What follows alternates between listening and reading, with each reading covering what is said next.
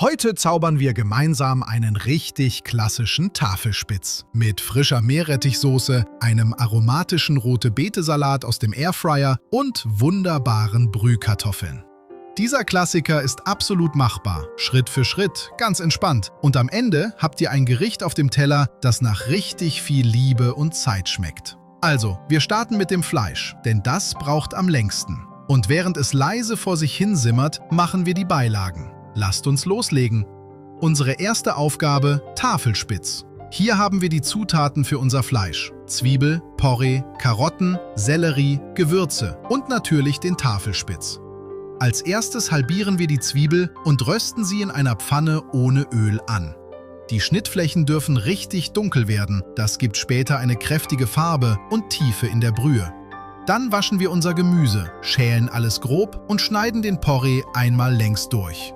Jetzt wird's ernst. Das Fleisch kommt mit der Fettseite nach oben in einen großen Topf. Und ich mache das ganz klassisch und einfach. Alles direkt dazu: die angeröstete Zwiebel, Karotten, Sellerie, Porree, Lorbeerblätter, Pfeffer und Salz.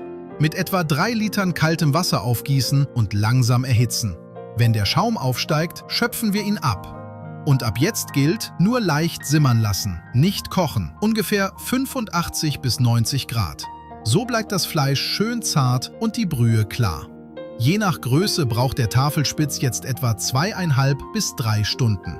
In dieser Zeit machen wir in Ruhe unsere Beilagen. Und noch was: hebt unbedingt die Brühe auf.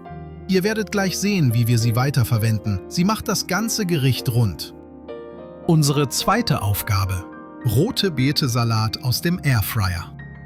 Während der Tafelspitz leise vor sich hinzieht, kümmern wir uns um die rote Beete. Die rote Beete gut waschen, nicht schälen. Wir reiben sie mit ein wenig Öl ein, salzen sie und legen sie direkt in den Airfryer. Jetzt stellen wir 160 bis 170 Grad ein und lassen die rote Beete etwa 50 Minuten garen. Und glaubt mir, die Aromen, die dabei entstehen, Wahnsinn! Durch die trockene Hitze karamellisiert die Oberfläche leicht, die Farbe bleibt erhalten und nichts verwässert. Währenddessen bereiten wir die Marinade vor. Eine kleine Zwiebel fein würfeln und in eine Schüssel geben. Dazu Apfelessig, 2 bis 3 Esslöffel Raps- oder Walnussöl, etwas Honig oder Zucker, Salz, Pfeffer und wer möchte einen kleinen Spritzer Zitronensaft. Rezeptdetails findet ihr natürlich unten in der Beschreibung. Wenn der Airfryer fertig ist, schaut euch das an. Die Farbe, der Duft, absolut genial. Kurz abkühlen lassen, schälen und dann in Würfel oder Scheiben schneiden, wie ihr wollt. Ich schneide hier 15 mm Würfel. Die warmen Stücke kommen direkt in die Marinade.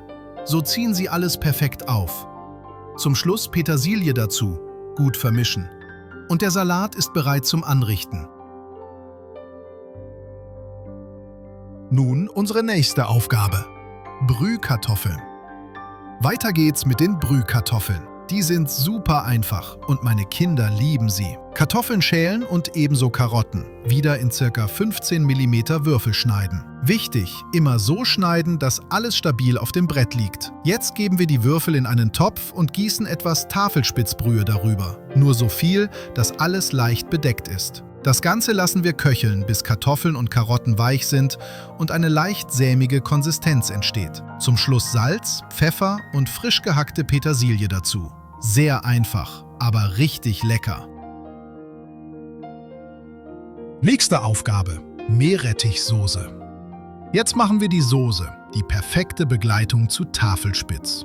Für die Soße brauchen wir Butter, Mehl, etwas Brühe, Sahne und Meerrettich aus dem Glas.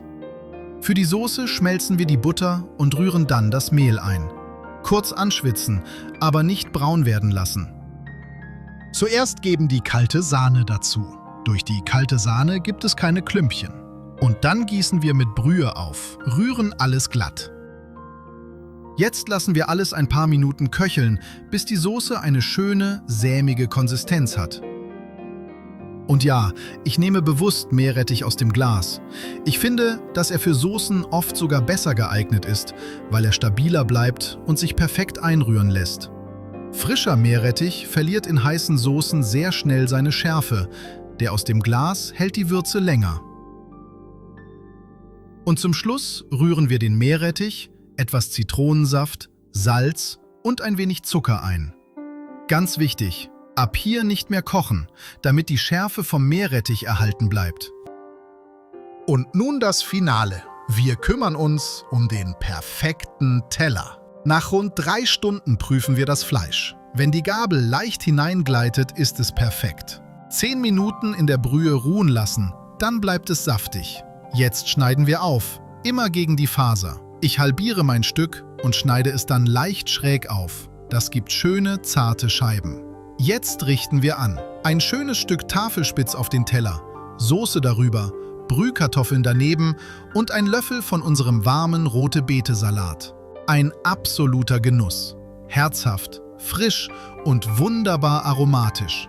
Wie ihr seht, es ist ein klassisches Gericht, aber Schritt für Schritt absolut machbar. Wenn euch das Video gefallen hat, lasst ein Like da, abonniert den Kanal und schreibt gern in die Kommentare, welche Variante des Tafelspitz ihr mögt.